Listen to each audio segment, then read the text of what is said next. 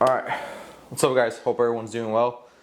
Again, if you guys don't know me, my name is Rogelio Perez. I'm a trainer in San Antonio, Texas, and I own Endure Athletics.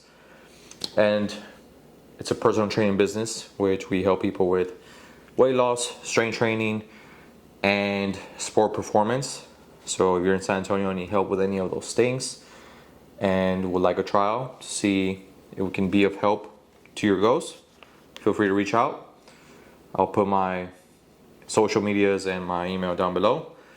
But other than that, I want to keep it brief and short today and talk to you guys about something I've been experiencing this month in September, and in hopes that just as much as this kind of stuff helps me, it can probably help you.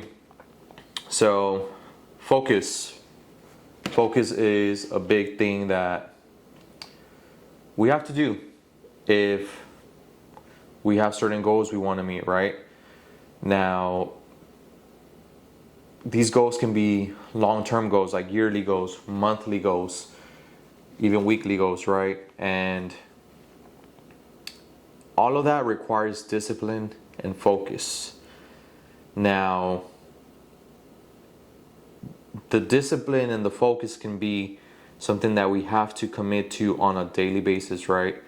Making sure that we're doing those things that are going to get us to the goal for the month, for the year, breaking down into smaller actions, right? A big way, I've said in other videos before, but that I like to do it is I like to look at my yearly goals, and then how does that break down into my monthly goals? And then how does that break down into my weekly, daily goals? I don't like to take on too many things at once. 4 things throughout the year, 4 big goals that I can conquer.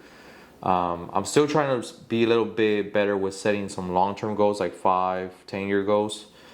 But again, I just want to share this with you guys because focus has been really important this last month, or this month. We're still in September, and I want to share with you guys how little things and big things can throw you off. Even if you don't intentionally mean to, it can lead you off track with the things that you want to get done. So for example, I'll start out with one of the biggest challenges I think we're facing right now. Me and my wife, we got one of our vehicles stolen. Her vehicle stolen, actually.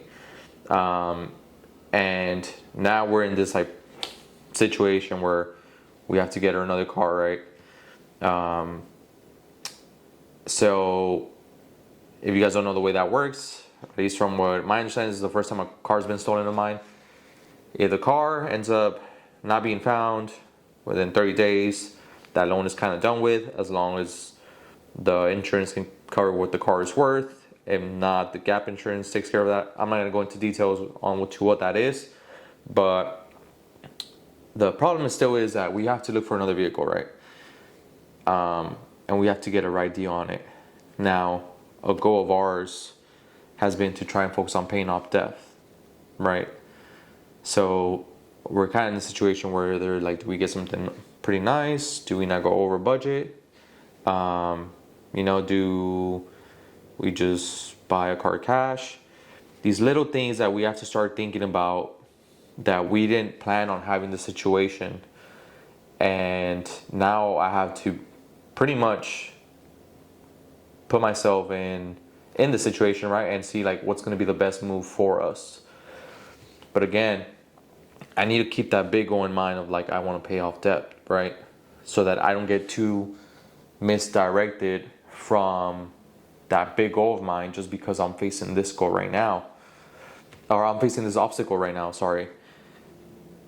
And before you know it, this obstacle can consume you, right? Or it consumed me for about honestly 2 weeks, where I was just focusing on what we need to do to make sure that right now she's in a rental car. When this rental car gets taken away, what are we going to do for a vehicle? And it's just one of those things that we have to take care of it, right? We're going to have to find a vehicle regardless. But how do I really go about it? And then before you know it, as I'm getting all caught up on this stuff, is I still have these other things I need to focus on my day-to-day so I can keep growing my business, so I can stay on top of my business, so that everything's functioning right. And this is where I have to be careful on not letting these things overconsume me, right? This is a bigger situation, right? This is something that it's like, oh crap, we're without a car. Nowadays you need a car to get almost everywhere, right? But now I want to talk to you guys about even a smaller thing. And you guys might even make fun of this for me. So again, as I'm preaching kind of this or talking about this, I'm also talking to myself.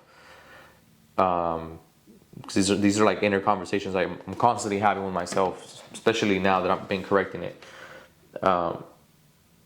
So my watch, I have a Garmin watch that I use for my running, right? Track workouts, mainly for runs, cardio workouts that I really haven't been doing much lately because I broke my ankle and still been rehabbing. And I just messed it up again. So watch is broken, took it to a place to get fixed. Still hasn't been fixed, it's been a while. It's an old Garmin watch. It works. I just can't track any more workouts. So I was like, okay, maybe I can find myself another one.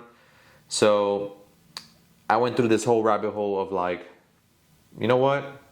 I don't really need a Garmin watch. I just gave me a little cheap Casio watch, which I did get me this right here, right? Cool, simple watch, right? And then I went to this whole rabbit hole and I didn't realize how much I actually kind of like watches, but I've been wearing them since I was younger. So bought this, right? Boom. And then I was like, no, you know what? I actually want me a Garmin. So I went and I financed one of my Garmins that I wanted. And I was like, I'll pay it off in 2 months, you know, right? Whatever. But it's not about that. I can't pay it off, right? I had to remember what I told you guys earlier. One of my long-term goals is paying off debt, right? Debt. So what am I doing financing something? So then I had to correct myself and be like, you know what? I'm not gonna do this. If I'm gonna get something, I'm gonna get it cash. So cool, right? So ended up returning it. Boom. Then I got myself this watch I'm wearing right now. Another Garmin that I bought off of Facebook Marketplace. Has been working perfect, right? And I was still like, do I even really need this, right? Or what if this one breaks on me because it's used? And then I got me this G-Shock. I was like, you know what? I want something a little more reliable than this $20 one. So I got me a little G-Shock, $50, but it's a little more sturdy, right? Oh, and before any of these Garmins and G-Shocks, again, because I'm not running right now, I got me an Apple Watch that I wanted to try. I've tried Apple Watches many times. Didn't like them. Long story short, returned that one too. So this has been about 2 weeks, right? And I was getting a little frustrated with like what I was doing. And then I eventually caught myself and realized that like, hey, I'm doing this to myself. Now, yes, I returned one watch, right? Like my debt, I don't need debt right now. I'm not trying to do all that. I just need me a good functioning watch. I'm not even running right now, so technically I don't really even need this Garmin, right? But I like it. So I got these other two, right? Cool. And I started thinking about it, and I'm like, damn, I spent like maybe a week or two just really looking at watches and paying attention to watches. But then it's like, what is my long-term goals? And that started clicking in my head again, and it's like, bro, what are you doing getting distracted by these little things, little obstacles in life that don't mean anything? Because any watch will work right now because I can't even run and I don't even need anything fancy. So why am I getting too caught up in this when it just doesn't really matter? And I was just pretty much doing this to myself, right? It's like that whole time I was trying to like focus on watches, doing this and that. Running around different stores or meeting up with somebody to buy it.